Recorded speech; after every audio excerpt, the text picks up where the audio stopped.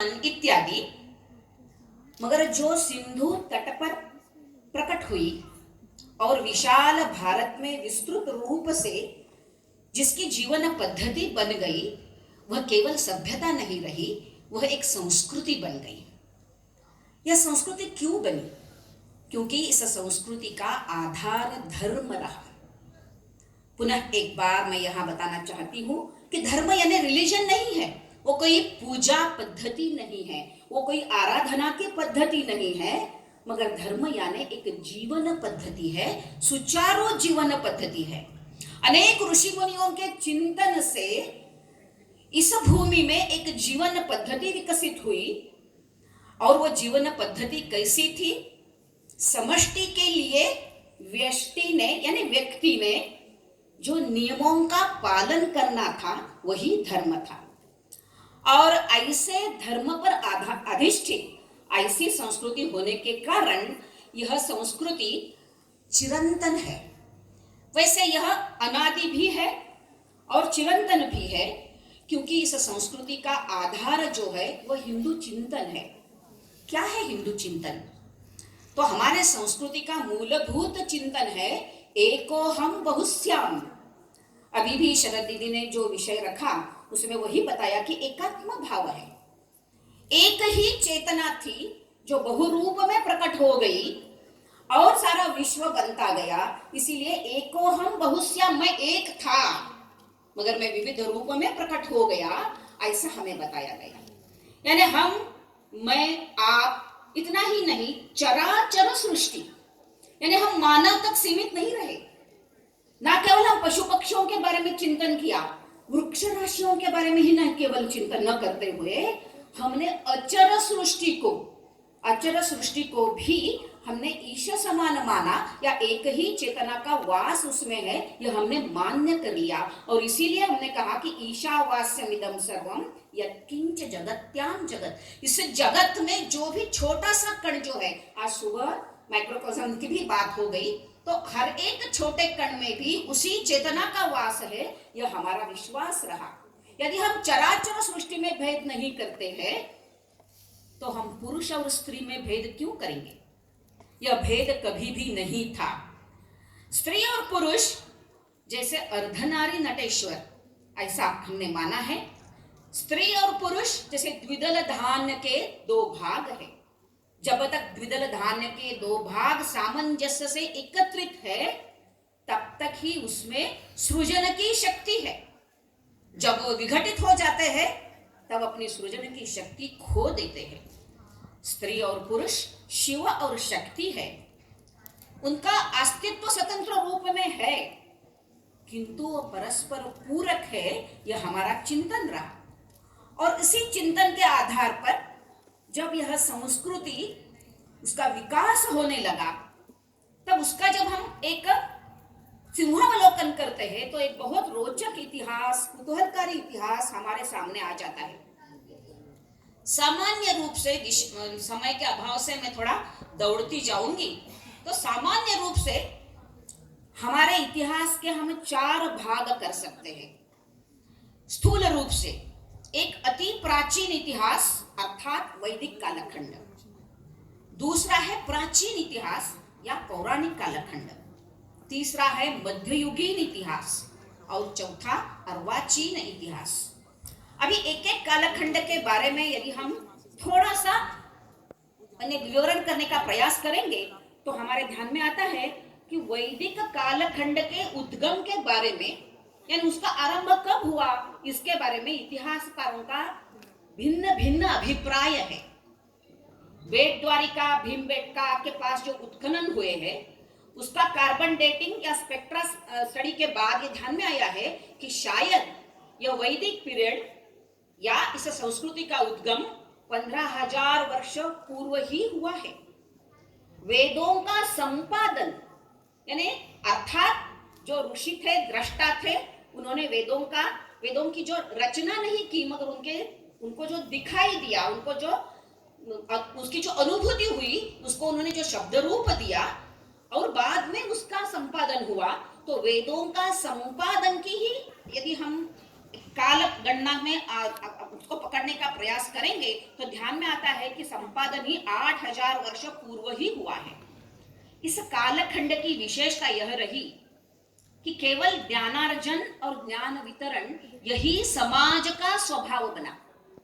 यानी समाज का भी अन्य अन्य कालखंड में विकास होते होते अन्य अन्य स्वरूप के प्रकटीकरण हमें देखने को मिलते हैं। तो वैदिक कालखंड में यह ध्यान में आता है कि समाज का ही, पूरे समाज का ही उद्देश्य यह रहा कि ज्ञान का अर्जन करो और ज्ञान का यापन करो, यानी ज्ञान का दान करो। और ज्ञान भी किस तरह का ज्ञान? केवल कोई भौतिक ज्ञान नहीं, जिसे संस्कृत की भाषा में अविद्या कहा गया है, उस ज्ञान की चर्चा वैदिक कालखंड में अधिक नहीं है ऐसा मैं नहीं कहूंगी, क्योंकि अविद्या शब्द का उपयोग हुआ है।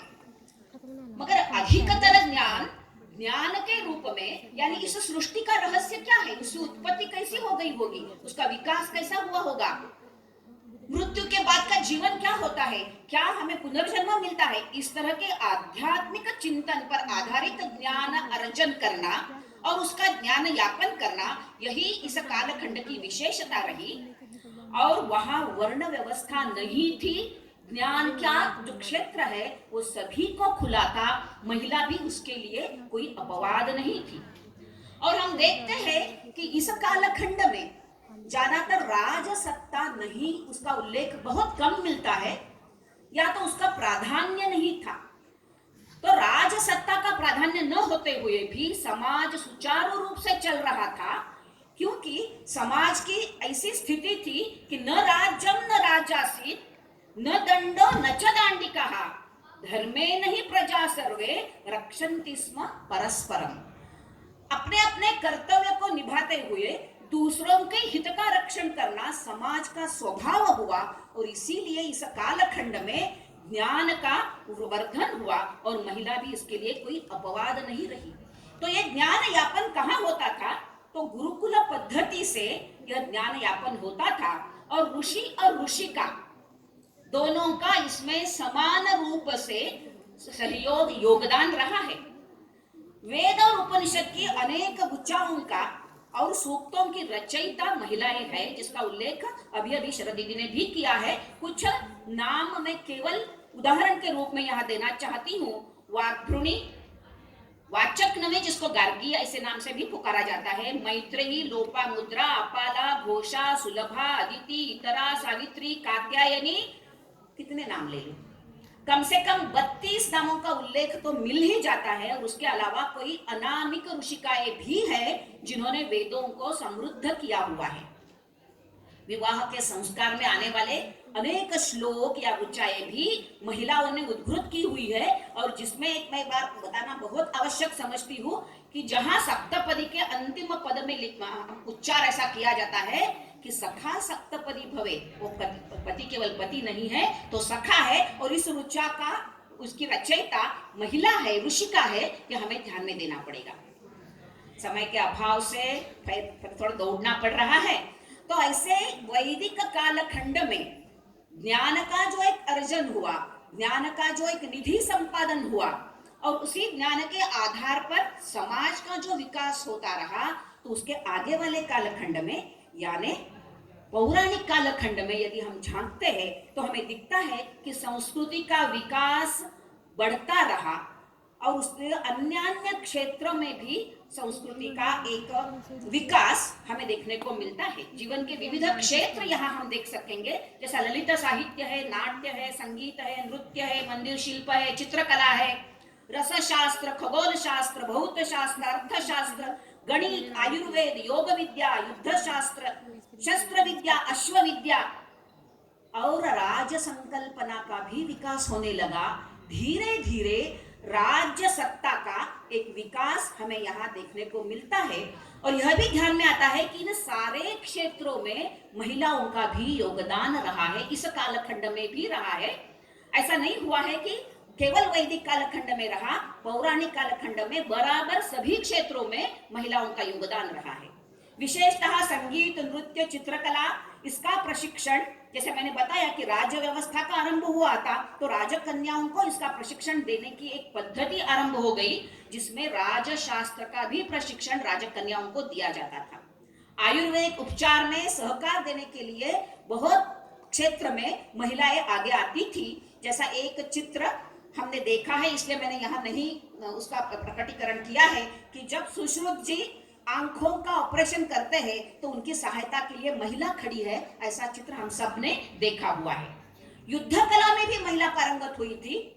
देवी भागवत का अभी जो उल्लेख हुआ है, तो देवी भागवत का यदि हम यथार्थ दर्शन करते हैं तो ध्यान में आता है कि समाज को नेतृत्व देकर दुष्प्रवृत्ति का विनाश करने के लिए महिलाएं आगे आई है, यही उसका मतितार्थ है।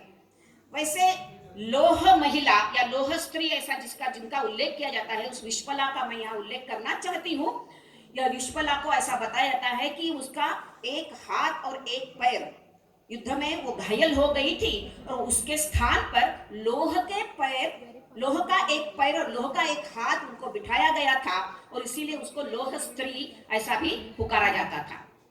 राजकारण और अर्थव्यवस्था में भी बहुत सारी महिलाओं का जो योगदान रहा, उसमें कुछ उल्लेखनीय है। जैसे तारा हम सबको पता है, जो सुग्रीव और वाली को मंत्रणा करने में, ये राज मंत्रणा में बहुत सहायता करती थी। हम सब ने सुना है सीता के पातिव्रत्य के बारे में, सीता के चरित्र के बारे में, मगर हम सबको ध्यान में भी आया होगा, पढ़ा भी होगा। यहाँ बहुत सारे ऐसे अध्ययनशील व्यक्ति ही मेरे सामने बैठे हुए हैं, तो आपको पता ही होगा कि जब राम राज्य हुआ, सुबह भी उसका उल्लेख हुआ था, तो राम राज्य में सीता भी यानी सभी मंत्रणा में सहभागी होती थी। वैसे द्रौपदी के बारे में भी ऐसा बताते हैं कि महायुद्ध के बाद जो महायुद्ध के बाद जब धर्मराज्य की स्थापना हुई, तो युधिष्ठिर महाराज का सारी जो अर्थव्यवस्था थी वो द्रौपदी स्वयं देखती रही।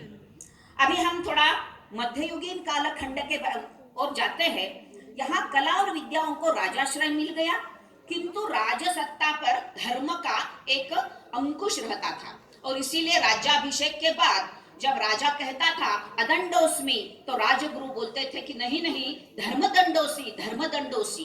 तो इस तरह से समाज में धर्म सत्ता का, यानी भले ही राजसत्ता वहां राजाश्रय मिलता रहा विद्याओं को, कलाओं को, और राजसत्ता का एक विकास भी हुआ, मगर फिर भी धर्म सत्ता उतनी ही प्रखर रही। और हुआ ऐसे कि इस सारे यंत्रणा के कारण समाज समृद्ध होता गया, और जिस तरह से समृद्धि आई तो स्वाभाविकतः समाज थोड़ा शिथिल भी हो गया, और क्षात्र तेज भी थोड़ा सा उसका भी लोप होना आरंभ हो गया। मगर इस कालखंड में अंतर्गत युद्ध भी होने लगे, और इस अंतर्गत युद्ध के बावजूद समाज जो है वो तृप्त समाज ही रहता रहा, समृद्ध समाज ही रहता रहा। और उसके लिए उसका कारण ऐसा हुआ कि अपने जो व्यापारी वर्ग था वो देश विदेशों में व्यापार के लिए जाने लगा, और भारत के इस समृद्धि का कीर्ति सुगंध विश्व भर में फैलता गया, और देश विदेश के व्यापारी पर्यटक तो यहाँ आए ही, मगर इस समृद्धि के कारण, लालच के कारण आक्रमण का सिलसिला भी शुरू हो गया। प्रारंभ की आक्रमणों को तो हमने परास्त किया, और इसमें भी महिलाओं की बड़ी भूमिका रही। जैसे शालीवाहन का नाम हमने सुना है, शातवाहन के वंश में, तो उनकी माता जो है गौतमी, उसने ही शालीवाहन को संस्कार देके युद्ध के लिए, शक के विरुद्ध युद्ध करने के लिए, शकों के विरुद्ध युद्ध में विजय पाने के लिए प्रेरित किया था। उसी वंश की दूसरी रानी है नागलिका, जो राज्यभार बहुत ही अच्छा संभालती थी, और उसने नए नाण्य भी बनाए थे अपने नाम से, ये हमने देखा है। जैसे मैंने बताया कि मध्य युग में शक गुणों का तो हमने परास्त किया, मगर अति समृद्धि के कारण समाज में जो शिथिलता आई थी, और धर्मांध विदेशी आक्रांताओं का आक्रमण के कारण स्त्री की ओर देखने की समाज की दृष्टि में थोड़ा सा बदल आ गया।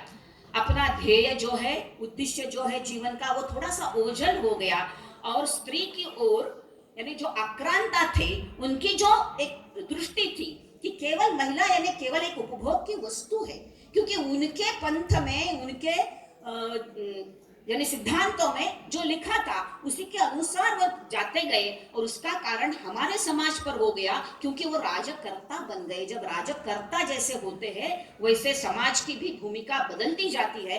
फिर भी इस कालखंड में भी जो अत्यंत कठिन कालखंड ऐसा हम मानेंगे, संघर्षमय कालखंड ऐसा हम मानेंगे, पता है मुझे समय होने लगा है, फिर भी हमारी मातृशक्ति ने अपने समाज को सुरक्षित रखने के लिए, उस समाज की संस्कृति नीतिमत्ता को सुरक्षित रखने के लिए बहुत सारे प्रयास किए हैं, बहुत अच्छा योगदान दिया है, और जिसमें हम भक्ति पंथ को जरूर उसका उल्लेख करना चाहेंगे, जिसमें मैं आगे चलती हूँ। अंडाल, बहनाबाई, जनाबाई, मीराबाई, अक्का महादेवी वगैरह संतों का हम उल्लेख करेंगे। बहुत सारे हैं, समय के अभाव में सबका उल्लेख करना बहुत कठिन है, मगर इस दुष्ट, कुटिल और धर्मांध आक्रांताओं के साथ सभ्य समाज का संघर्ष, यह अर्वाचीन इतिहास की विशेषता रही।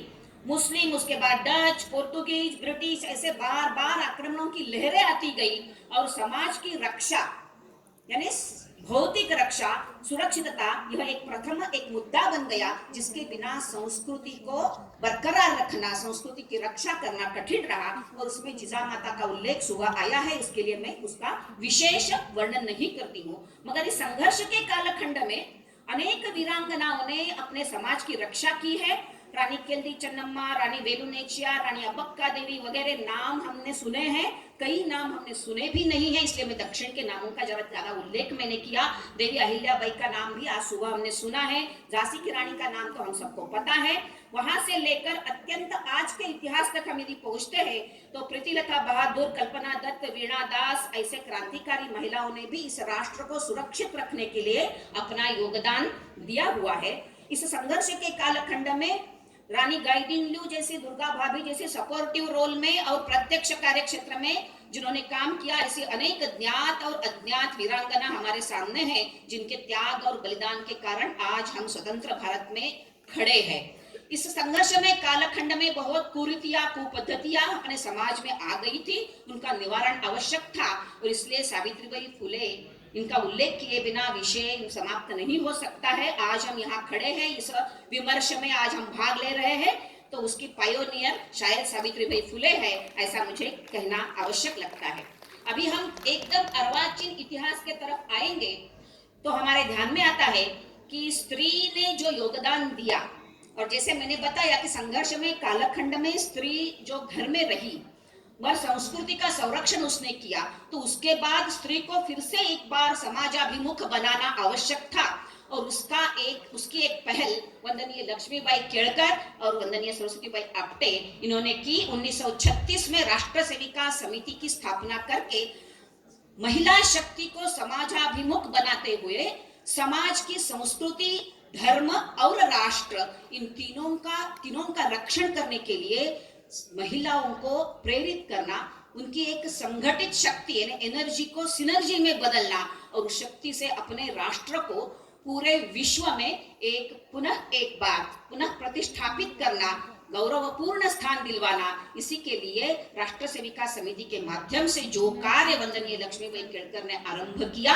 उसी कार्य को हम सब मिलाकर आगे बढ़ाएंगे। आइए हम सब मिलकर राष्ट्र रक्षा के लिए कटिबद्ध हो जाएंगे और तेजस्वी भारत का पुनर्निर्माण करके अपना योगदान राष्ट्र के रक्षा में ऐसे ही बरकरार रखेंगे। धन्यवाद।